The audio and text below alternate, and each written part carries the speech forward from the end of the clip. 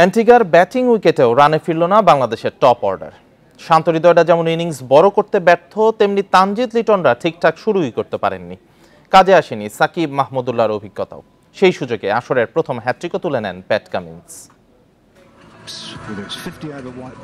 অ্যান্টিগার পিচে যে রান আছে সেটা জানা গেছে সুপার 8-এর প্রথম ম্যাচেই। সাউথ আফ্রিকার 194-এর জবাবে যুক্তরাষ্ট্র করে 176 রান। ফলে টস হেরে ব্যাটিং পাওয়াতে এমন কিছু ক্ষতি হয়নি টাইগারদের।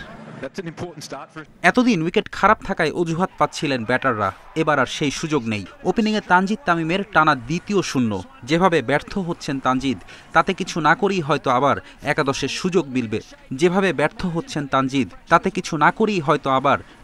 সুযোগ মিলবে। সৌম্যর দ্বিতীয় উইকেটে লিটন শান্তর 58 রানের জুটি, কিন্তু রানের গতি ঠিক রাখতে ব্যর্থ তারা। 64 স্ট্রাইক রেটে লিটনের 25 বলে 16 রান কতটা টি-20 সুলভ সে প্রশ্ন থেকেই গেল।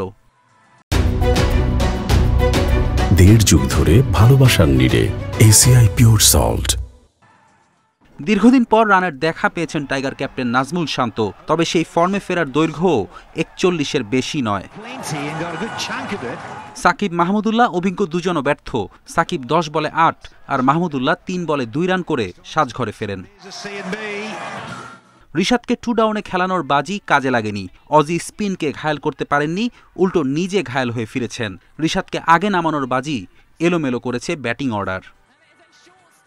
পরের গল্পটা শুধুই প্যাট কামিন্সের। আসরের প্রথম হ্যাট্রিক তার। ডেথ ওভারে একে একে ফেরান রিয়াদ মাহিদি হৃদয়কে। কেন পারছি না এটা তো বলা মুশকিল, কারণ সবার তো আমার কাছে যেটা মনে হয় যে সবার ওই ক্যাপাবিলিটি আছে। সবাই অতীতে বিভিন্ন সময় বিভিন্ন জায়গায় করে দেখিয়েছে, বাট কেন হচ্ছে না এই প্রশ্নের উত্তর আমার কাছেও নাই। বাট সবাইকে ওই ফ্রিডমটাও দেওয়া আছে যে যার যেই ন্যাচারাল গেমটা ওভাবে খেলার চেষ্টা করবে, বাট সামহাও হচ্ছে না। অ্যান্টিগায় 140 রানে থামার সময় একরকম হার নিশ্চিত, পরে শুধু আনুষ্ঠানিকতার অপেক্ষা। ফেরদৌস ইসলাম, ইন্ডিপেন্ডেন্ট নিউজ।